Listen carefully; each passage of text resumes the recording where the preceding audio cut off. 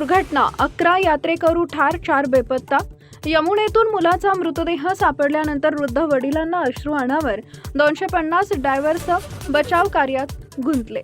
मथुरा जिल्ह्यातील वृंदावन इथं झालेल्या बोट अपघातात 11 यात्रेकरूंचा मृत्यू झाला असून आतापर्यंत 23 जणांना वाचवण्यात यश आलं असून 4 जण अद्याप बेपत्ता आहेत। शनिवारी दुसऱ्या दिवशीही बचाव कार्य सुरू होते। लष्करासह 250 जवानांचे पथक या मोहिमेत गुंतले।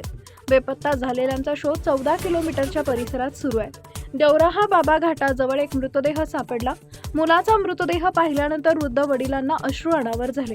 कुटुंबियांनी त्यांचा सांत्वन केले। उर्वरित बेपत्ता व्यक्ती अद्याप का सापडल्या नाहीत, यमुनेचा प्रवाह इतका जोरदार का आहे असं विचारले असता बचाव अधिकाऱ्यांनी स्पष्ट केले की लोक वाहून जाऊ शकतात, नदीतील गाळ आणि वाळूमध्ये मृतदेह गाडले जाऊ शकतात, मृतदेह फुगून 24 तासाच्या आत पृष्ठभागावर येऊ शकतात।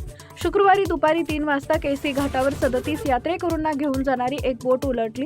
हा अपघात घडला। हा घाट बांके बिहारी मंदिरापासून सुमारे 2 किलोमीटर अंतरावर आहे। मृतांमध्ये एकाच कुटुंबातील 7 सदस्यांचा समावेश आहे, ज्यात एक आई आणि मुलगा, एक काका, काकू आणि एक काका यांचा समावेश आहे। अपघातस्थळी पाण्याची खोली 25 फूट आहे। प्राथमिक तपासात असं समोर आलंय की बोटीची क्षमता 40 यात्रेकरूंची होती। नावाड्यानं कोणत्याही यात्रेकरूला लाईफ जॅकेट दिलं नाही। तरंगत्या पुलाची दुरुस्ती करणाऱ्या लोकांनी आणि इतर नावाड्यांनी काही लोकांना वाचवले। त्यानंतर प्रशासकीय पथके घटनास्थळी दाखल झाली, त्यांनी बचाव कार्य सुरू केले।